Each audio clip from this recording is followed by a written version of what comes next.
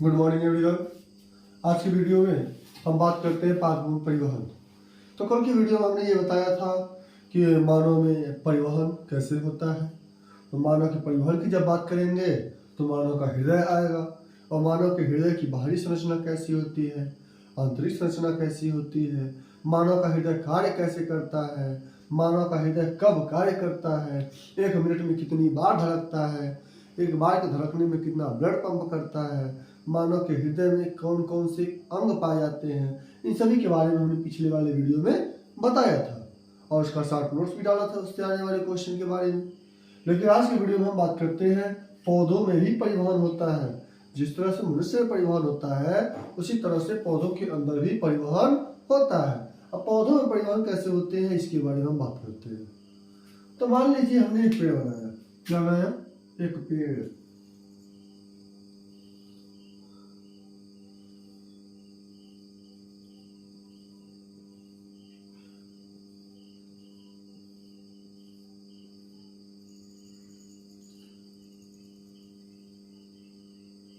क्या बनाया? एक पेड़ बनाया। अब मान लेते हैं कि इस पेड़ में यहाँ पे जड़ें हैं और हमें खाद डालना है, पानी डालना है, तो हम पौधों की पत्तियों पर डायरेक्ट डालते हैं? नहीं डालते हैं। हम पौधों का ऐसा नहीं करते कि पत्ती को फैला देते हैं अब पानी उसमें डाल देते हैं, ऐसा तो करते नहीं है। ये भी नहीं करते कि तने को ऐसे का काट दिए, आकार को उसमें पानी भर दिए, ये भी काम नहीं करते हैं। तो हम करते क्या है? तो जब ऐसा नहीं करते हैं तो पौधों की जड़ों में हम क्या करते हैं? खाद और पानी को डाल देते हैं।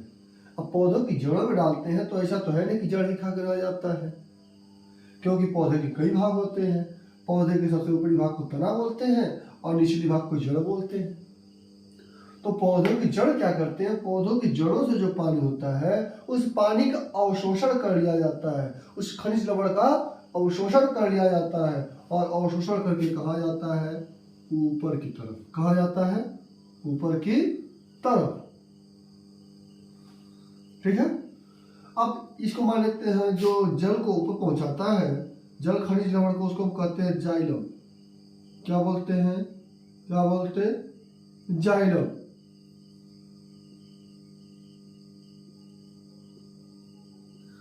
अब देखो जाइलम क्या है।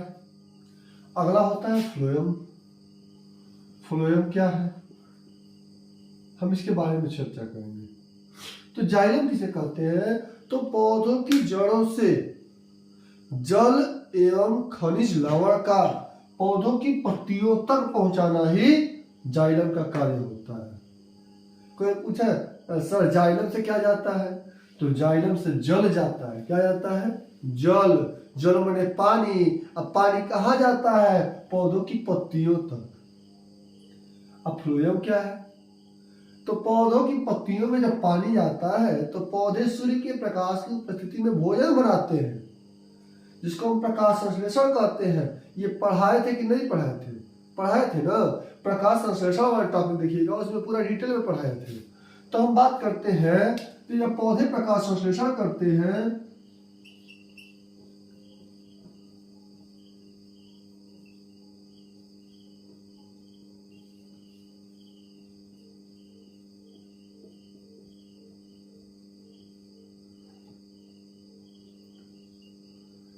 ये बनाते हैं, तो पौधे जब प्रकाश संश्लेषण कर लेते हैं, भोजन बनाते हैं, तो भोजन बनाने के दौरान उनको प्राप्त होता है ग्लूकोज या सुक्रोज।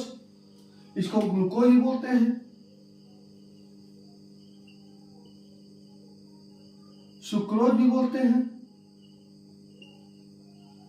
और फ्रक्टोज भी बोलते हैं। तीनों में से कुछ भी बोल सकते हैं। तो पौधों की पत्तियों में प्राप्त होते हैं सुक्रोज, बीच वाला। अब सुक्रोज प्राप्त हुआ और ऑक्सीजन प्राप्त हुआ और जल प्राप्त हुआ। तो इसका होता क्या है, अब इसको एक एक समझते हैं। तो जल जो होता है, तो पौधों की पत्तियों को आपने देखा होगा। मान लो ये पौधे की पत्ती है, ये पौधे की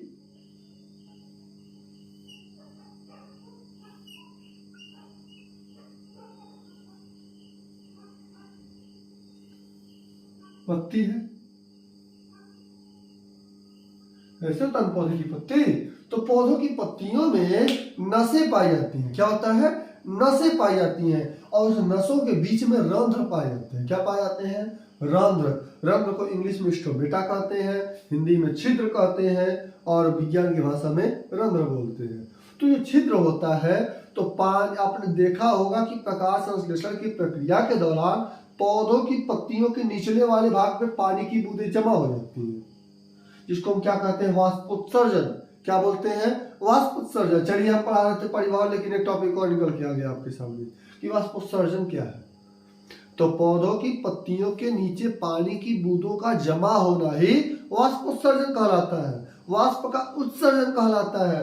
तो ठीक वैसे ही जब जो जल तो निकल गया वाष्पोत्सर्जन के माध्यम से, ऑक्सीजन बचा, तो ऑक्सीजन वायुमंडल में मिल जाता है। अब बचता है आपका सुक्रोज। क्या बचता है? सुक्रोज। तो सुक्रोज का क्या करते हैं? तो जो सुक्रोज होता है ना, उसको फ्लोएम क्या करता है? ले लेता है, और लेके वो रसोईया में खाना परोसने का काम करता है। क्या करता है? खाना परोसने का काम करता है। एकदम सेम टू सेम व्यवस्था मनुष्य के जैसे है पौधों की। कैसे है? एक है ये घर का गार्डियन है जाइलम, बाजार गया, बाजार से सब्जी खरीद के लाया, तो इसका बाजार जड़ है, जड़ की तरफ आया, सब्जी खरीद लिया। अब सब्जी ले लिया है ना, तो सब्जियां लेके कहाँ जाएगा? रसोईया में। कहाँ जाएगा? किचन में। इसका किचन का है? पेड़ की पत्ती का है? पेड़ की पत्ती। अब पेड़ की पत्ती को ले दे दिया, कहा सुनो जी खाना बना देना, अभी हम आ रहे हैं। तो हाँ पहुंचा दिया। अब वहां पे पहुंचने के बाद उसका गैस का सिलेंडर कौन हुआ? गैस कौन बना? तो गैस जो बना है वह है सूर्य का प्रकाश। सोलर हीटर है उसके पास, सोलर कुकर है, उसमें वो खाना बना दिया। ठीक है। अब खाना बनाने के बाद वो खाना बना के चला गया, उसका काम खत्म। अब आ गया काम फ्लोएम का। पौधों की कोशिकाएं कहीं पौधों की पत्तियों के नीचे वाले भाग, यानी पौधों की हर कोशिकाएं कहीं मुझे भोजन की जरूरत है, मुझे खाना दो। तो फ्लोएम कहता है चिंता न करो, हम परोस के तुम्हारे पसवे लेके आ रहे हैं। तो फ्लोएम क्या करता है? पौधों की हर कोशिकाओं तक भोजन को पहुंचाने का काम करता है। यही है जाइलम और फ्लोएम। अब यह पौधों के परिवार होते हैं। अब आप कैसे पहचानेंगे जाइलम क्या है, फ्लोएम क्या है? तो जाइलम फ्लोएम आप नहीं देखे हैं तो आपने पेड़ की लकड़ियों को देखा होगा। मोटे मोटे बोटे को तो आपने देखा ही होगा। जब मोटे बोटे को देखे होंगे तो बोटे के बीच में इस तरह से संरचना, मान लो बोटा है तो बोटे के बीच में इस तरह से संरचना पाए होंगे अपने। बीच वाला भाग जिसको लाल भाग होता है, इसको हीर बोलते हैं। क्या बोलते हैं भोजपुरी में? हमारे भोजपुरिया में उसको कहा जाता है ना कि हीर है। क्या कहते हैं? हीर है। अब बगल में सफेद सफेद होता है, इसको कहते हैं असरा है। क्या कहते हैं? असरा। तो असरा का पटड़ी नहीं चिराता है, पटड़ी जब भी चिराता है ना तो हीर का चिराता है, कि हीर मजबूत होता है। और हीर मजबूत कैसे होगा? जब इसमें जल जाएगा और भोजन आएगा, तो हीर मजबूत होता है। चलिए इससे क्वेश्चन उठाते हैं। तो मान लीजिए अगर क्वेश्चन में ये आया कि जाइलम का कार्य बताइए, तो जल का संवहन करना, यानी जल को एक कोशिका से दूसरे कोशिका तक पहुंचाना। अब फ्लोएम के कार्य बताइए, तो बने हुए भोजन का प्रत्येक कोशिका तक पहुंचाना। ठीक है, कोई दिक्कत? पौधों में परिवहन बस इतना ही है, इसके अलावा कुछ नहीं है। लेकिन यूपी बोर्ड का ये सबसे मेन इंपॉर्टेंट क्वेश्चन है। ये क्वेश्चन बार बार परीक्षा पूछता है, इस टॉपिक से बार बार क्वेश्चन उठाता है। अब क्वेश्चन कैसे उठाता है? क्योंकि आपके जिले में तो एक किताब है नहीं, कई किताब चलते हैं, और प्रत्येक जिले के 10-10, 12-12 किताब उठा के बोर्ड का पेपर बनाना बहुत ही असंभव की बात है। वो कोई भी एक किताब उठाएगा, क्वेश्चन बना देगा, तो आपके क्वेश्चन घुमा देता है। और जब क्वेश्चन घुमा के पूछता है तो आपका दिमाग घूम जाता है और आप कहते हैं सर जी ये तो पढ़ाया ही नहीं गया था, कैसे हम लिखेंगे? तो इसीलिए हम आपको शॉर्ट नोट्स में सब क्वेश्चन डाल देते हैं कि क्वेश्चन किस किस तरह से घुमा के पूछ सकता है। ठीक है, कोई दिक्कत? तब तक आप इसका स्क्रीनशॉट लीजिए। इसके बाद जिस तरह से पौधों में नसें पाई जाते हैं, जाइलम और फ्लोएम, उसी प्रकार जंतुओं में भी नसें पाई जाती है, उस नसों के भी नाम बता देते हैं। इसको स्क्रीनशॉट ले लीजिए।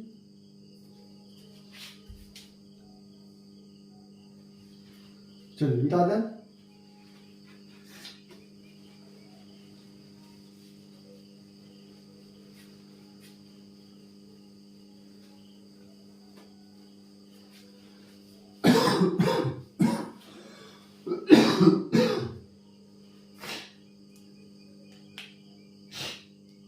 जिस तरह से पौधों में पादप वाहिनियां पाई जाती हैं, क्या होता है पादप वाहिनी, जिसको हम बोलते हैं जाइलम और फ्लोएम।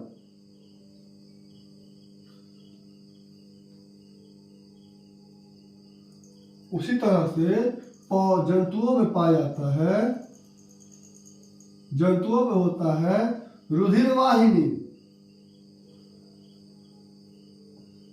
क्या होता है वो रुधिर वाहिनी। अब रुधिर वाहिनी तीन होते हैं। एक होता है धमनी, दूसरा है केशिका, तीसरा है सीरा।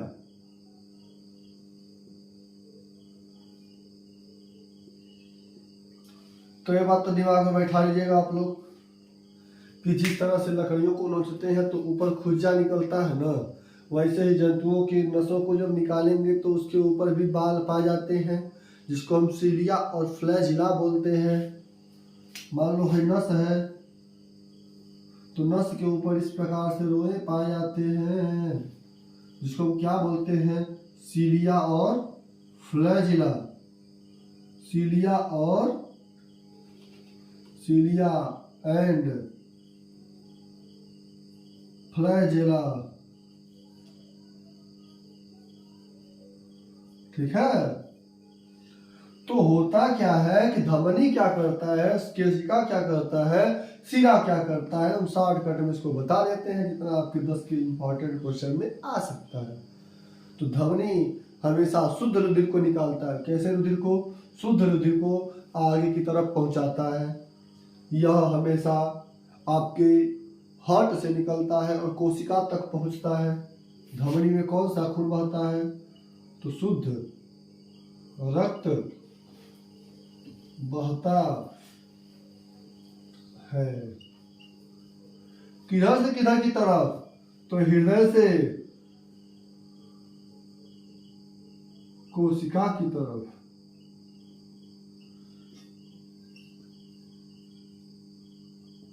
ठीक है। और केशिका क्या करता है? तो धमनी से पतली पतली नलिकाएं निकली होती है। केशिका का मतलब होता है, केश का मतलब होता है बाल, और केशिका जो होता है ना, बाल के समान पतली संरचना होती है केशिका। इंग्लिश में बोलते हैं कैपिलरी। केशिका धमनी जब टूटता है या धमनी आगे चल के छोटी छोटी भागों में विभाजित होती है, इसको धमनिकाएं बोलते हैं। धमनिकाएं इतनी पतली होती है कि वो आगे चल के केशिका के रूप में बन जाती हैं। अब केशिका क्या करता है? तो केशिका रुधिर ऊतक द्रव और ऊतक कोशिकाओं के बीच में लसिका का आदान प्रदान करता है। जो केशिका है वह ऊतक द्रव यानी साइनोवियल ऊतक के बीच में जो द्रव पाए जाते हैं और लसिका दोनों का आदान प्रदान करता है। तीसरा पॉइंट है सिरा। सिरा क्या करता है? तो सिरा जो होता है, तो जो शुद्ध रक्त बहता है हृदय से कोशिका की तरफ, तो ये क्या करता है? ठीक इसी का उल्टा काम करता है। एक बाप के 3 लड़के थे, लेकिन बीच वाला तो वही करता है जो दोनों के बीच में होता है। लेकिन पहला वो करता है जो बढ़िया काम होता है, और तीसरा का क्या करता है? जो पहला किया रहता है उसी का ठीक उल्टा करता है। तो करता क्या है कि खराब खून होता है, अशुद्ध रक्त बहता है इसमें से, लेकिन किधर? कोशिका से हृदय की तरफ।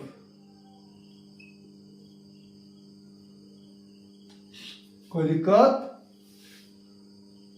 चलिए एक बार फिर समझ लेते हैं। एक बात और जान लीजिए कि धमनी में किसी प्रकार का अवाल्व नहीं पाया जाता है, क्योंकि यह ब्लड ऊपर से आ रहा है ना। यह ब्लड हमेशा झटके से देता है। कैसे देता है? झटके से। अच्छा मान लीजिए आपके शरीर में कोशिका धमनी है, ब्लड निकल रहा है, तो यह पूरी कोशिका तक तो पहुंचा नहीं सकता। पहुंचाने के लिए बीच में कोई माध्यम चाहिए। तो ब्लड को आगे की तरफ सप्लाई करने के लिए एक एंडोथीलियल वाल पाए जाते हैं, एंडोथीलियल लेयर होते हैं शरीर के अंदर जो नसों को साफ रखते हैं, जिससे ब्लड आसानी से पंप करता है। ठीक है। और सिरा में वाल्व पाए जाते हैं। क्वेश्चन आता है कि किस नलिका में वाल्व नहीं पाए जाते हैं, तो धमनी में वाल्व नहीं पाए जाते हैं। और किस नलिका में वाल्व पाए जाते हैं, तो सिरा में वाल्व पाए जाते हैं। कोई दिक्कत? तो आप इसका स्क्रीनशॉट ले लीजिए। ओवरऑल फिर एक बार समझा देते हैं। समझाने के बाद वीडियो को यही पॉज करेंगे। कल लाइफ प्रोसेस यानी जैव प्रक्रम का सबसे अंतिम टॉपिक है उत्सर्जन। हमने एक एक टॉपिक का डिस्क्राइब किया है, एक एक टॉपिक का वर्णन किया है। अगर किसी भी टॉपिक में आपको कहीं से भी कोई दिक्कत नजर आती हो तो बार बार उसको आप कमेंट करके पूछ सकते हैं। जवाब देना हमारी जिम्मेदारी है। चलिए दोहरा देते हैं। पौधों में परिवहन कैसे होते हैं? तो पौधों में परिवहन जाइलम और फ्लोएम के माध्यम से होते हैं। जाइलम क्या करता है, तो जल को पहुंचाता है। फ्लोएम क्या करता है, खाद्य पदार्थों को लाता है। उसी तरह से जंतुओं में रुधिर वाहिनियां होती है, यानी रुधिर का मतलब होता है खून, वाहिनी का मतलब होता है नलिका। खून को ढोने वाली नलिका होती है। कौन कौन होता है, धमनी, केशिका और शिरा। धमनी क्या करता है, शुद्ध रक्त बहता है हृदय से कोशिका की तरफ। इसका जो प्रेशर होता है, दाब होता है, वो होता है 120। कितना होता है, 120। दूसरा है केशिका। केशिका होता है ऊतक द्रव और लसिका को आदान प्रदान करने में काम आता है। तीसरा है शिरा। शिरा क्या करता है, खराब खून होता है, कोशिका से हृदय की तरफ ले आता है। इसका मान होता है 80 Hg। इसका 120 Hg। चलिए अब यही से चीज और समझ आया। रक्तदाब क्या आ गया, रक्तदाब। अब रक्तदाब कितना होता है, ब्लड प्रेशर तो 120/80। धमनी धनी है, क्या है, धनी है। कहे कि बढ़िया खाना खा रहा है, शुद्ध रक्त बहा रहा है, मेन सीएम से निकल के कोशिका तक पहुंच रहा है, चीफ मिनिस्टर से आ रहा है कोशिका तक पहुंच रहा है, तो धनी है। तो धनी का दाब 120 है और गरीब का दाब 80 है। इसीलिए जब भी सुई लगाते हैं, जब भी कोई इंजेक्शन लगाते हैं, जब भी किसी दवा को इंजेक्ट करते हैं तो धमनी में नहीं, शिरा में करते हैं। धमनी में कर देंगे तो धमनी का स्पीड ज्यादा होता है। पता चले सुइया कुछते कहिए कि भलभला के खून बाहर हो जाएगा। तो जब भी कोई सुई कुचते हैं तो 80 वाले में ही कोचते हैं। आप इसका स्क्रीनशॉट ले लीजिए। उम्मीद करते हैं कि आपको ये वीडियो समझ में आई होगी। अगर नहीं समझ में आया है तो कमेंट में जरूर लिखें। अगर समझ में आया है तब भी कमेंट में फीडबैक देते रहें। जय हिंद, जय भारत।